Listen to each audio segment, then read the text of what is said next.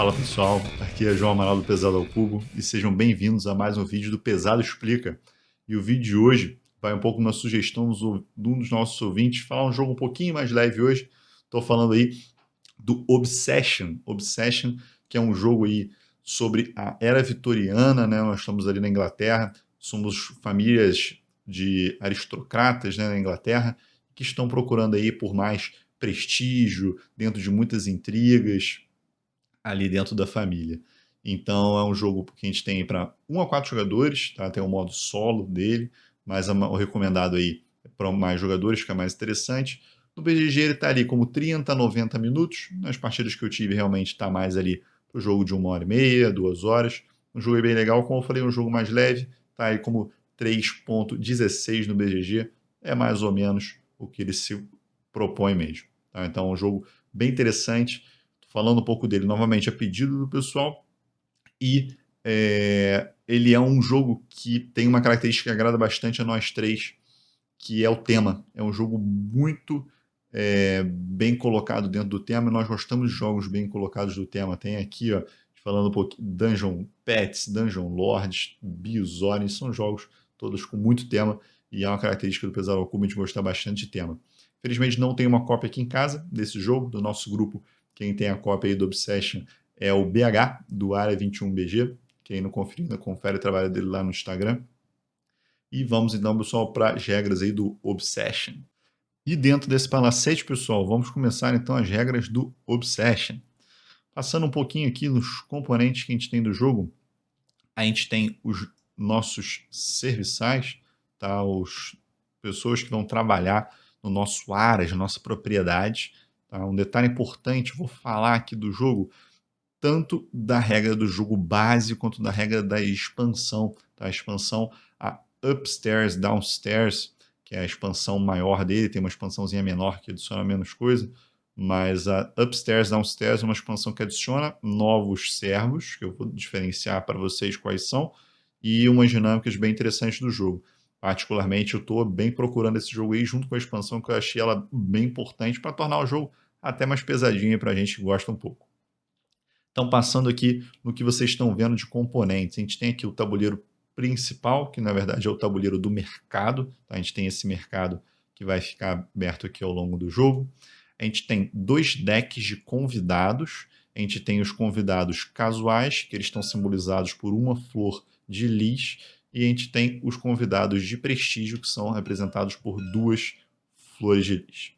Além disso, nós temos aqui os serviçais que poderão ser contratados ao longo do jogo, temos cartas de objetivos e temos nessa parte aqui de baixo o contador de turnos. Tá? O contador de turnos do jogo padrão, ele acontece em 16 turnos, tá? Na verdade são 15 turnos, com esse Final Courtship é um momento especial em que a gente vai ter jogadas propriamente ditas nos turnos que estão aqui em azul. O turno que tem o courtship vai ser como se fosse uma verificação, a gente não vai ter turno nesse momento, e os turnos não vão acontecer nesses intervalos que o jogo chama de estações. Então, cada estação composta aí por 3 turnos divididos entre os courtships.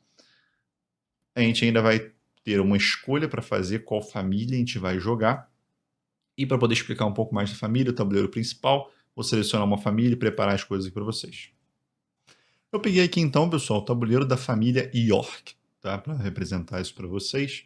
Vou falar um pouco das diferenças das famílias que têm um variable player power e falar das coisas iniciais que a gente tem no jogo. Então, o que é fixo em todo o jogo? A gente vai começar com uns empregados de cada um desses tipos aqui. Qual que é o benefício da família York? Ela começa com um footman a mais, como está escrito aqui, que é um empregado branco. A gente começa com essas 5 construções, isso é padrão, tá, para todos os jogadores. Essas construções, vocês reparam que elas são em 5 cores diferentes e cada cor está relacionada a uma coluna do jogo. Cada tipo de construção dessa está relacionada a um tipo de atividade. Dependendo do tipo da atividade, ela também vai te dar benefícios diferentes, vocês vão ter mais à frente. Mas a gente tem os esportes, que são em verde, as construções de prestígio, que são em roxas, as construções de state, que são as construções da sua propriedade realmente, para valorizar a propriedade, que são aqui nessa cor um pouco para o salmão, as construções de serviço, que estão em azul, e as construções essenciais, que estão nessa cor meio burro quando foge, meio ocre, como preferirem. A gente ainda tem aqui no player board o nosso marcador de reputação. Como vocês podem ver, a gente começa com 1 de reputação e a gente vai andando esse marcador preto. Uma vez que ele estiver no 6º espaço, veio para cá, a gente vai flipar ou adicionar o que está de fora. A gente é limitado a no máximo 7 de reputação. Uma vez que a gente chega no 7 de reputação, a gente não pode aumentar mais. Vocês vão entender por que isso é importante já já. Com o que mais nós começamos no jogo? Além das coisas que vocês estão vendo aqui no nosso player board, nós começamos com algumas cartas. Tudo que a gente tem de carta na mão são os nossos convidados.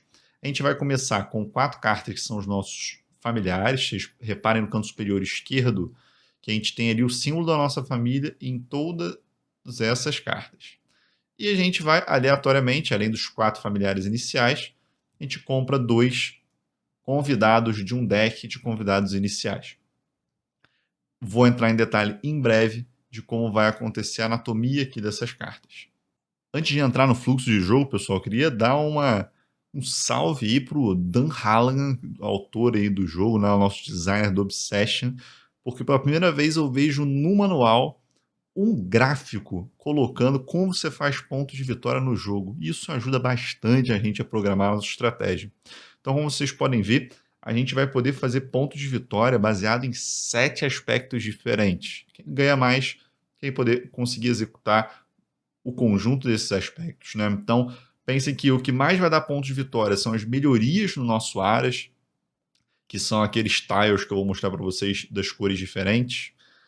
Depois, o que mais dá ponto para a gente são as pessoas que a gente tem na nossa mão, no nosso deck, daqueles nossos convidados que a gente vai conseguir mais ao longo do jogo. Depois, a nossa reputação vai dar ponto para a gente baseada numa tabela que vocês podem ver aí no jogo padrão. Tem essa proporção, no jogo longo é uma proporção diferente. A gente ainda vai ganhar pontos pelos nossos trabalhadores, né, o pessoal que está fazendo serviço na nossa casa. A gente vai ganhar ponto por umas cartinhas de objetivo. Também vai ganhar ponto se a gente conseguir cortejar o solteiro mais desejado da Inglaterra vitoriana naquela época. E uma proporção muito pequena, a gente também vai ganhar ponto por dinheiro, que inclusive tem a parte temática aí no jogo que ele coloca que não importa muito você ter dinheiro, porque todo mundo já tem muito dinheiro nessa época, dentro aí do universo do jogo. Então eles querem realmente ser prestigiados, fazer grandes eventos. Vamos entrar agora então, pessoal, como é que vai funcionar a rodada em Obsession. Então vamos supor que eu estou começando aqui no primeiro round de jogo. A gente já vai ter uma informação que a gente vai sortear uma dessas cartas aqui de tema. Essa carta de tema mostra tematicamente, sem trocadilhos aí no meio termo, o que esses solteiros mais desejados da Inglaterra vitoriana do século XIX estão interessados em ver na nossa propriedade, no nosso Aras. Então, para essa próxima estação, entendam, para o próximo courtship, eles querem saber das coisas essenciais que a gente tem na nossa propriedade, como eu mostrei para vocês, aquela cor ocre que está aqui bem lembrada. Então, a gente tem essa informação no início da estação. A gente vai verificar isso aqui no courtship, mas a gente já tem essa informação. Sempre no começo da estação, a gente vai verificar isso, certo? Vamos setar agora propriamente, então, pessoal, no round do jogo. Uma informação importante no player board aqui de vocês é que os nossos trabalhadores, eles têm 3 espaços para estarem. Então, esses espaços que eles estão aqui no Available Service são os espaços que, a princípio, a gente vai poder usá-los. Se eles estiverem em qualquer um desses locais aqui, eles não estão prontos para uso, eles estão descansando, eles trabalharam numa atividade. Então, no começo do jogo, a gente tem todos os trabalhadores aqui disponíveis. O nosso turno consistirá no seguinte: um jogador por vez, em ordem de jogo, vai executar todas essas 8 ações que vocês estão vendo aqui, que eu vou detalhar um pouquinho para vocês agora. Então, a primeira etapa do turno, pessoal, é o Rotate Service. O que a gente vai fazer no Rotate Service? Trabalhadores nossos que estiverem aqui no Servant Quarters, nesse espaço imediatamente anterior ao pronto para serviço, eles vão se tornar prontos para serviço. A seguir, aqueles que estão aqui no Expanded Service, eles vão descansar mais um pouquinho no Servant Quarters, para o próximo turno eles poderem vir para o serviço. Na fase 2, a gente vai verificar o Round Track. No Round Track, existem alguns eventos específicos, como Village Fair, a Feira da Vila, alguns eventos de cartas de objetivo, um feriado dos construtores ou um feriado nacional. Como vocês podem ver, cada um desses vai dar um benefício diferente para aquela rodada. Se a gente tiver aquele benefício, a gente vai verificar isso naquele momento de jogo. Não vou entrar em detalhes desses eventos no momento, para vocês terem entendimento do jogo antes de eu falar dos eventos. A partir da terceira fase da sequência de jogo, que realmente começa o que a gente vai fazer na carne do jogo, no grosso do jogo. Então, terceira parte é o escolher uma atividade. O que a gente vai fazer ao escolher uma atividade? A gente vai escolher uma das coisas que a gente já tenha construído aqui na nossa propriedade. A gente começa com esses 5 tiles aqui construídos, a gente vai construir mais ao longo do jogo. E você vai pegar uma dessas atividades e colocar ela aqui no espaço de atividade, representando que você vai executar aquela atividade naquele turno. Você vai fazer aquele evento no seu Aras naquele turno. Depois disso, reparem que cada atividade ela tem, nessa parte aqui de cima, logo acima do bonequinho, do meeple, ele vai ter um número de pessoas que vão fazer aquela atividade. Se ele estiver escrito Gentry, Gentry são gentios, são os aristocratas, então é o termo geral, são quaisquer 2 pessoas. Existem alguns, como vocês estão vendo aqui no Private Study, que eles são mais específicos, ele pede 2 familiares seus.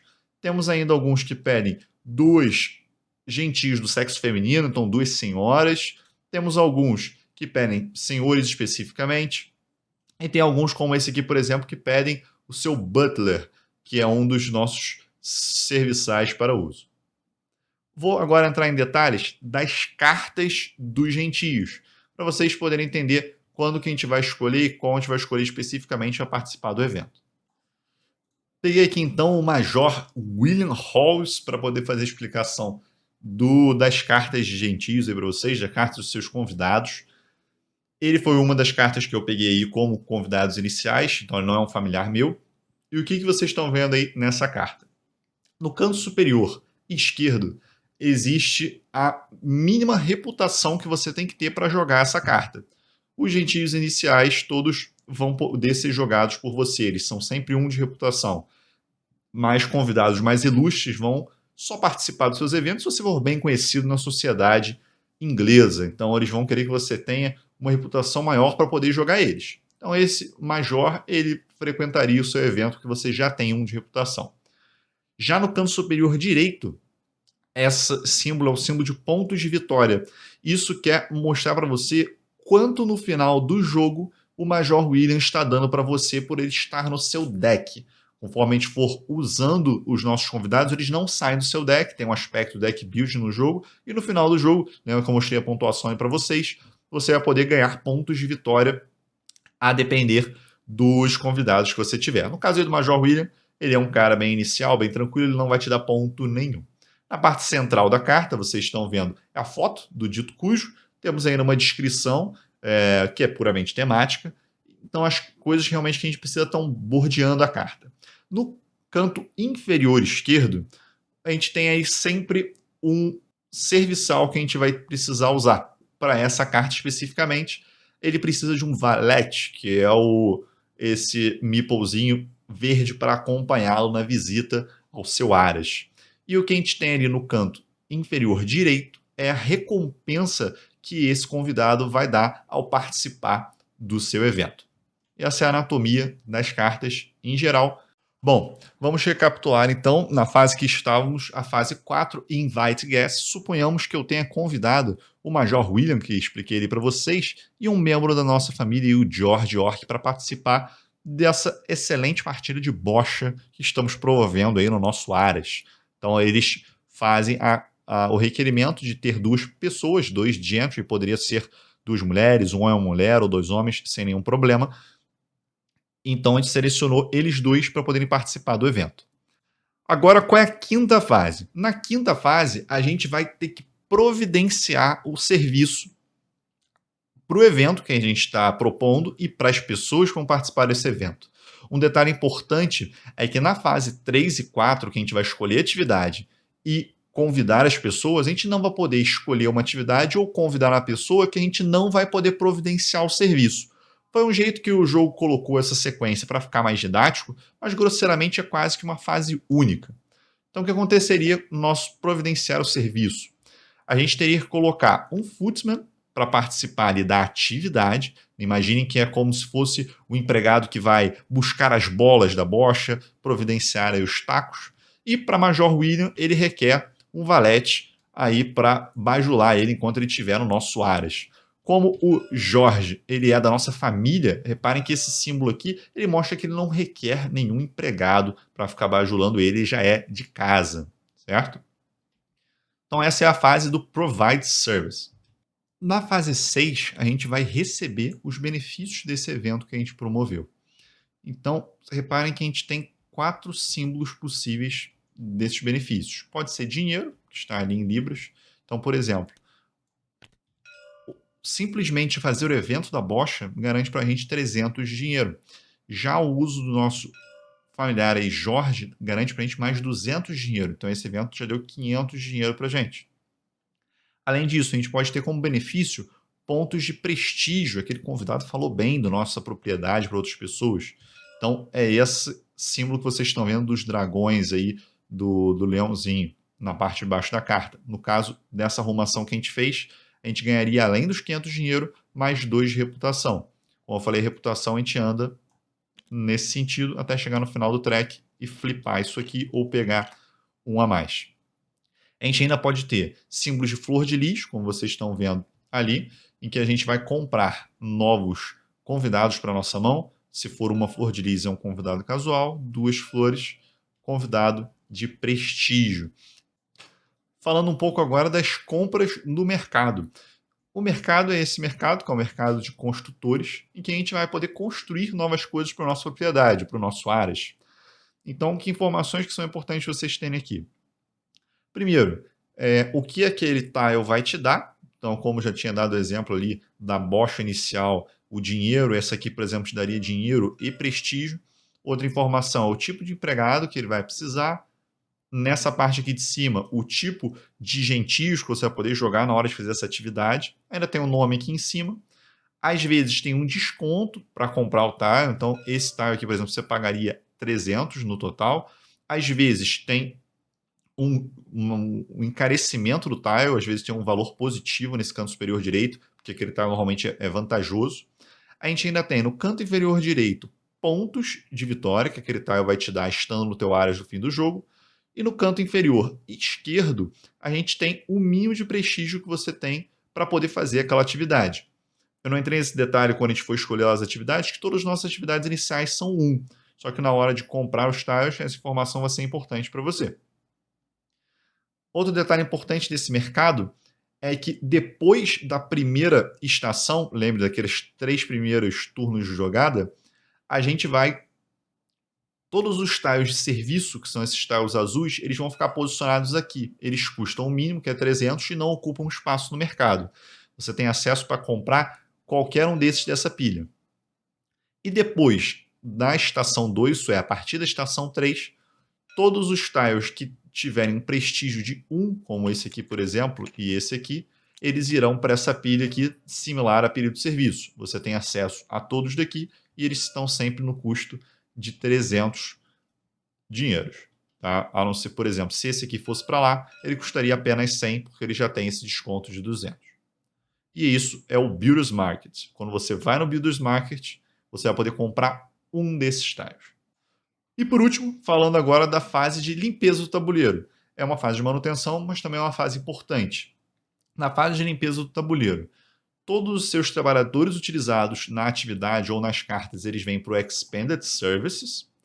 As cartas que foram usadas vão ficar numa pilha de descarte, tá? Que elas não vão poder ser usadas até voltarem para sua mão. A sua atividade, ela irá flipar para o lado que tem esse símbolo de rosa. Se por um acaso ela já tiver o símbolo da rosa, você não irá flipá-la novamente. e depois disso ela vai voltar para o seu player board. Reparem que o lado da rosa da atividade, a atividade se torna mais fraca, como você pode ver aqui, por exemplo, ela valia 300 dinheiro, agora ela vale 200. Só que a parte mais importante é, antes ela te tirava 3 pontos no fim do jogo. Agora, do lado da rosa, ela te dá 2 pontos no fim do jogo. Reparem que todos esses tiles iniciais aqui, esses outros dois tipos, também te dão pontos negativos, se não flipados. E esse aqui, na verdade, é o inverso. Ele te dá 0 pontos se for flipado, mas se não for flipado, ele te dá 3 pontos. Por que isso? Esse tile especificamente do estudo, se você virou ele na sua atividade, você vai ganhar um benefício recorrente que vocês estão vendo aí no texto, que todo evento de feira da vila você vai ganhar 300 de dinheiro e 2 de prestígio. Agora que vocês já entenderam a dinâmica principal, pessoal, voltando um pouco na fase 2, aquela que a gente vai verificar se tem algum evento em curso naquela rodada para falar dos eventos para vocês. O que são as diferenças dos eventos? O Village Fair é exatamente quem tiver flipado esse tipo de tile vai executar o que está escrito nele, que é ganhar 300 de dinheiro e 2 de reputação. Se não tiver flipado, não vai ganhar esse benefício. Aqui nos objetivos, a gente vai ter novas compras de cartas de objetivos. Eu não vou entrar nos objetivos ainda, porque tem umas modificações com a expansão que eu acho essenciais ao jogo. Vou entrar em detalhes disso mais no final do vídeo. Reparem que Village Fair, a gente tem 2 momentos que isso vai acontecer. O Builder's Holiday. Se a gente estiver no Builder's Holiday, quando for lá a nossa fase de comprar no mercado, você pode comprar quantos tiles quiser e tiver dinheiro para isso. E o National Holiday, ele, enquanto a gente estiver no National Holiday, que é naquele turno, não importa a reputação como requerimento de atividades e de convidados. A gente pode usar eles livremente naquele turno. Bom, pessoal, passamos aí no fluxo principal do jogo. Vou falar agora um pouco da fase de courtship. Se a gente chegar aqui na fase de courtship, o que a gente vai verificar? Lembra que a gente tinha sorteado aqui inicialmente, no começo da estação, uma carta de tema. E na courtship a gente vai verificar o seguinte. Entre os jogadores do jogo, baseado ali no tema que a gente sorteou, que é o essenciais, quem tem mais pontos dessas construções?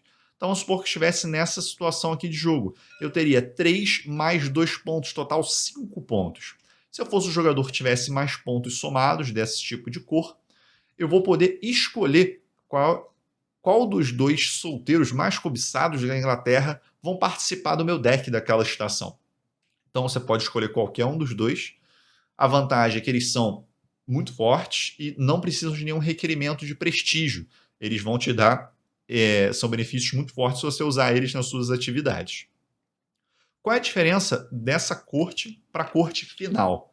Na corte final, a gente vai somar todas as cartas de tema que saíram ao longo do jogo. Tá? No caso, a gente vai somar as 3 que saíram no jogo e vai pegar uma 4ª carta.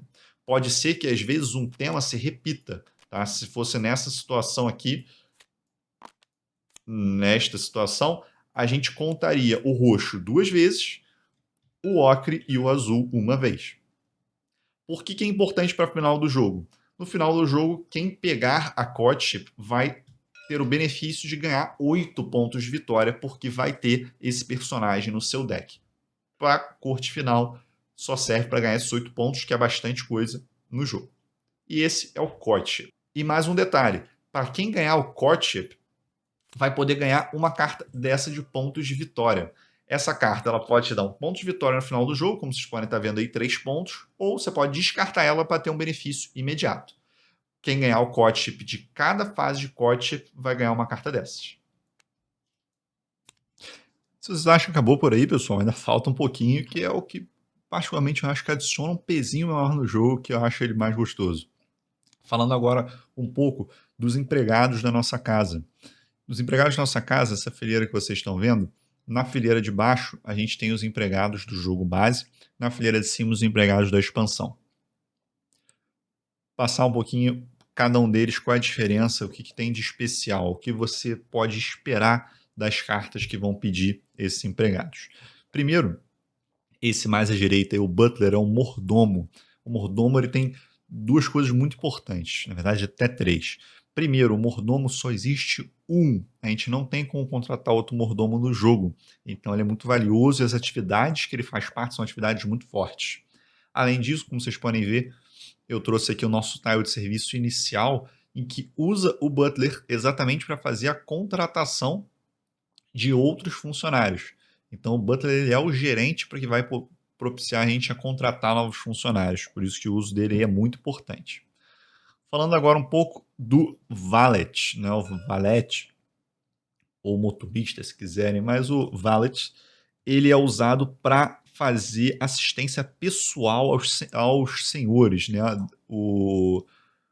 Aqueles homens que forem visitar o seu Aras, ele vai estar ali para fazer assistência às cartas.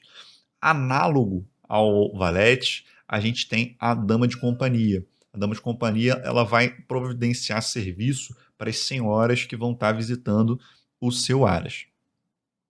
Falando agora, então, da governanta, tá? A housekeeper, o que ela vai fazer? Ela vai dar serviço, tá? Suporte de todas as atividades que forem de jantares que você tiver na sua casa. E, além disso, ela pode servir de backup como uma ladies maid. Então, se você não tiver uma ladies maid, tá? Essa aqui do rosinha, que é a dama de companhia, para providenciar serviço para algum convidado seu, mas você tiver a governanta disponível, você pode usar a governanta como uma ladies maid. Falando agora do footman, que é esse aqui branquinho, que aquela nossa família começou com 2, ele vai sempre dar serviço para as atividades externas. Então, por exemplo, em nosso jogo de bocha, ele providenciou o serviço para essas unidades externas. E existe uma sala de serviço específica, que é a Brushing Room, acho que essa aqui, inclusive, que ela permite, uma vez que a gente construiu ela, os nossos footmen podem ser usados como valete. Então, é importante saber disso, é uma possibilidade no jogo. Falando agora do Under Butler, o último empregado aí do nosso jogo base. O Under Butler, ele é usado para substituir qualquer empregado homem no jogo. Tá? Ele pode substituir um valet, ele pode substituir um footman, inclusive ele pode substituir o butler, o que torna ele um dos empregados mais fortes do jogo. Qual que é o detalhe do Under Butler? A gente tem um número limitado, reparem aqui são os Under Butlers que a gente pode contratar no jogo, e o Under Butler ele não pode ser contratado da maneira habitual pelo uso do Butler aqui na Butler's Room.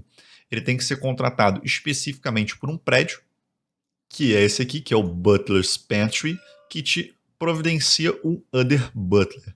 Só existem 2 Butler's Pantry no jogo, então por isso que só tem 2 Under Butler para serem comprados. Certo? Falando então agora, pessoal, dos nossos empregados aqui da expansão, começando com o cozinheiro. O que o cozinheiro faz? O cozinheiro, se você colocar ele para uso, né, durante uma atividade, ele vai aumentar a fama da sua família em 1, a reputação da sua família em 1. Então é como se ele te desse um benefício ali, naquele momento de ganhar os benefícios, ele te dá um benefício de subir a reputação em 1.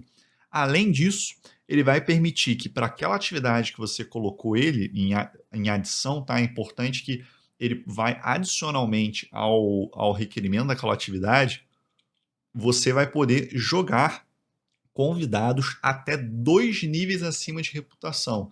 Então, apesar da tua família não estar com a reputação muito alta, o teu cozinheiro é muito bom, então você consegue atrair pessoas mais bem reputadas para aquele evento. Então, o cozinheiro tem esses 2 efeitos. Tá? Falando agora da Head Housemaid, da chefe das governanças, da chefe das mulheres que trabalham na casa, vamos assim dizer. Né?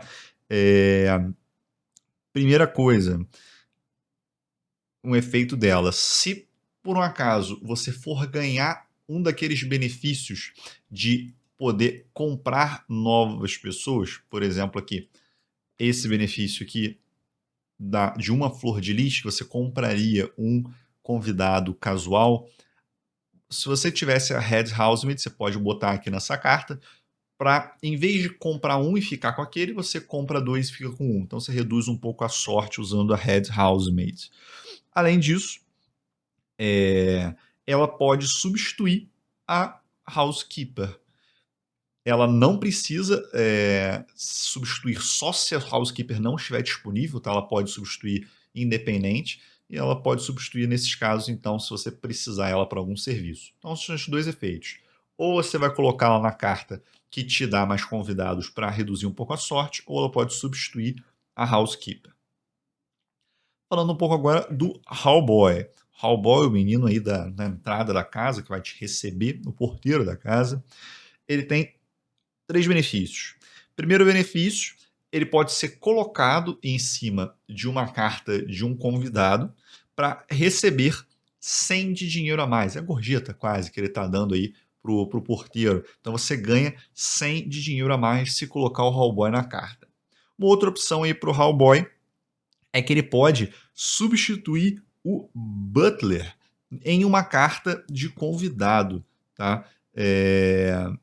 Então, muito importante esse efeito, que lembra que no jogo base você ficava restrito ao Under Butler para esse tipo de substituição.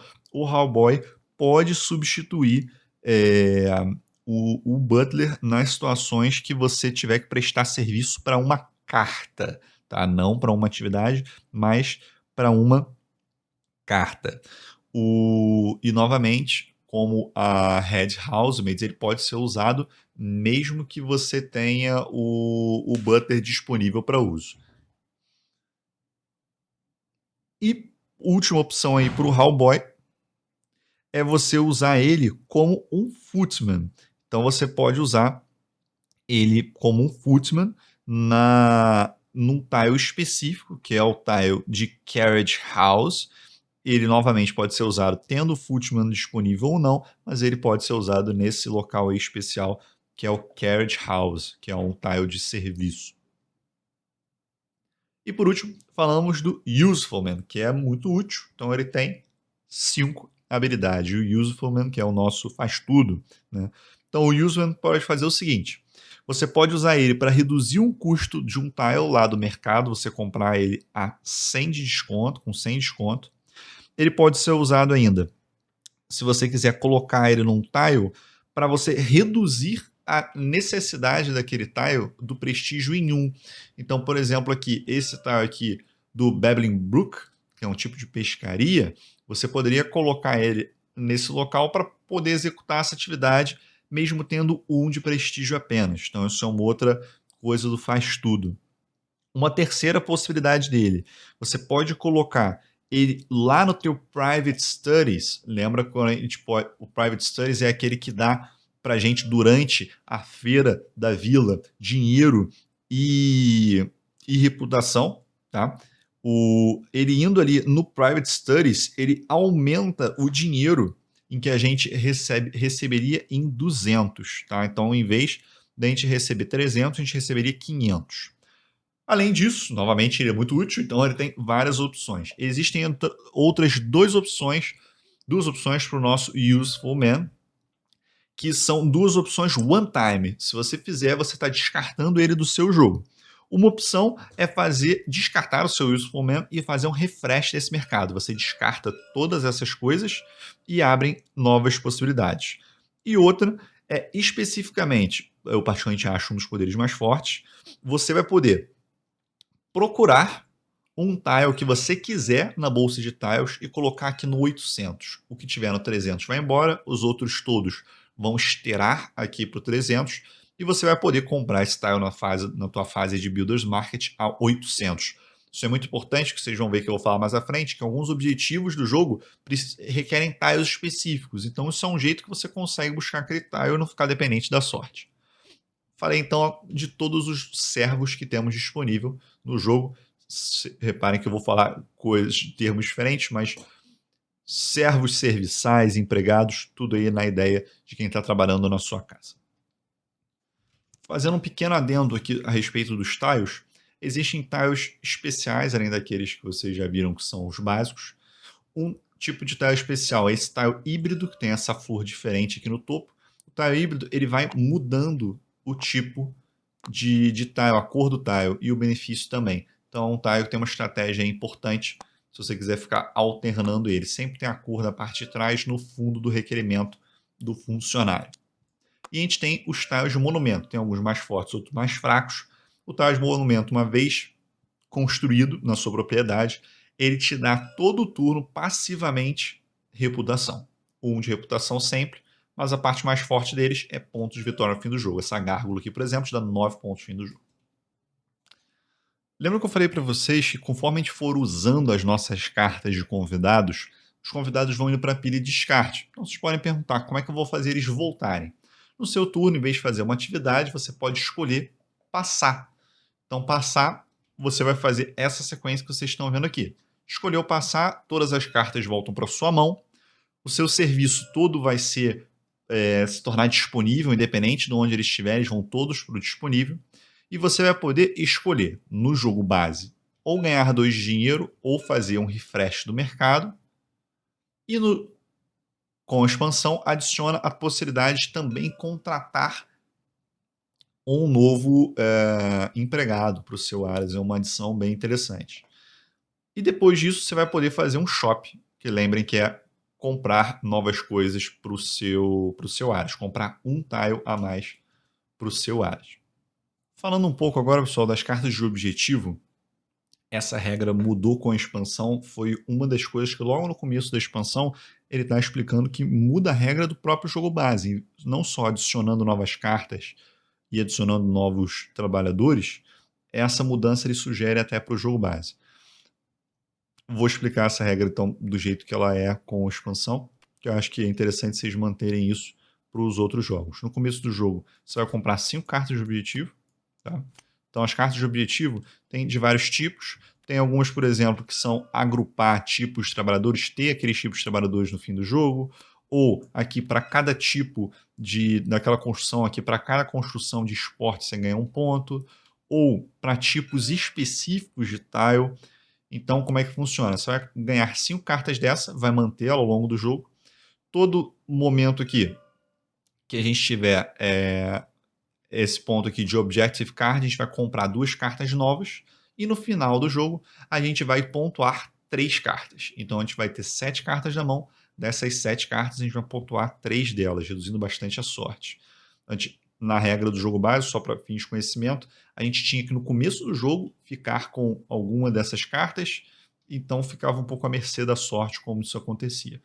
Então, nesse jogo, você vai comprar 5 cartas e vai comprar 2 a mais quando a gente vier nessa parte aqui dos objetivos.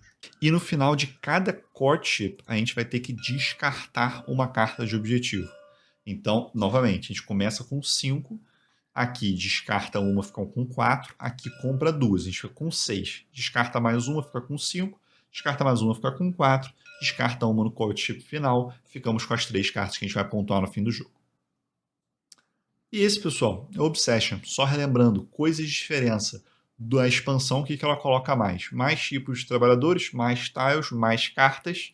Faz essa mudança um pouco aí em relação ao objetivo. E a regra de passe, que ela adiciona a possibilidade de contratar servos quando você passa. Então, particularmente, eu acho que tem umas mudanças bem legais no jogo. Só um pequeno detalhe, existem ações que a gente pode fazer, que estão aqui em Special Actions, que a gente pode fazer em qualquer momento do jogo. Você pode gastar reputação ou para ganhar dinheiro, ou para fazer um refresh, né? Andar aqui um dos seus empregados, ou para fazer um refresh de todo o Builder Market. São ações livres que podem ser feitas no seu turno, quantas vezes você quiser. Certo? Então é isso, pessoal. Ficamos por aqui com Obsession, de Dan Halligan.